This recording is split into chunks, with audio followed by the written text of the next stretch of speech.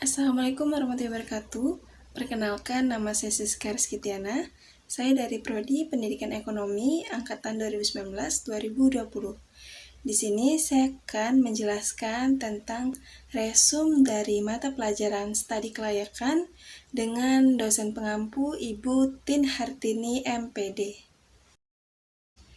Aspek keuangan pada studi kelayakan bisnis digunakan untuk menilai keuangan perusahaan meliputi perolehan sumber dana, estimasi pendapatan dan jenis investasi beserta biaya yang dikeluarkan selama investasi beserta biaya yang dikeluarkan selama investasi serta proyeksi laporan keuangan yang terdiri dari laporan laba rugi, neraca, dan arus kas. Dalam studi kelayakan bisnis, aspek ekonomi dan sosial menjadi hal yang penting dilihat untuk mengetahui pengaruh apa yang akan terjadi dengan adanya perusahaan, khususnya di bidang perekonomian, masyarakat tempatan, dan bidang sosial kemasyarakatan.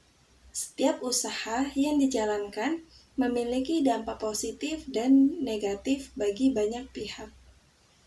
Contoh aspek ekonomi dan sosial di sini yaitu contohnya seperti adanya suatu perusahaan yang baru buka, dampak positif dari ekonomi dan sosialnya sendiri yaitu akan adanya lapangan pekerjaan atau peluang untuk mendapatkan pendapatan.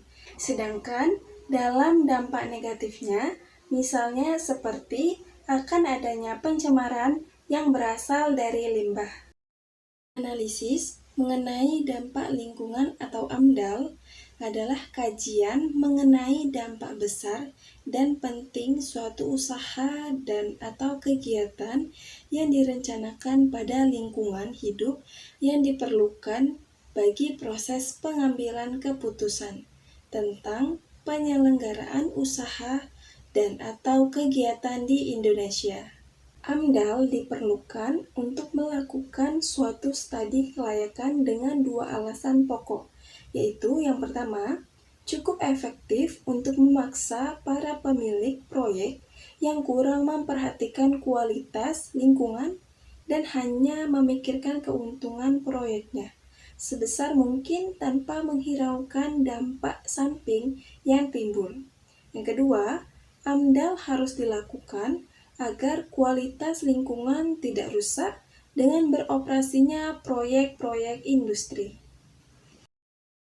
Studi kasus didefinisikan oleh Tellis sebagai metode penelitian yang memiliki unit analisis yang lebih mengacu pada tindakan individu atau lembaga dibandingkan dengan diri individu maupun lembaga itu sendiri. Dapat dikatakan, studi kasus lebih berfokus pada tindakan atau perilaku yang dihasilkan. Studi kelayakan adalah sebuah penilaian mengenai kelayakan dari suatu proyek yang akan dikerjakan.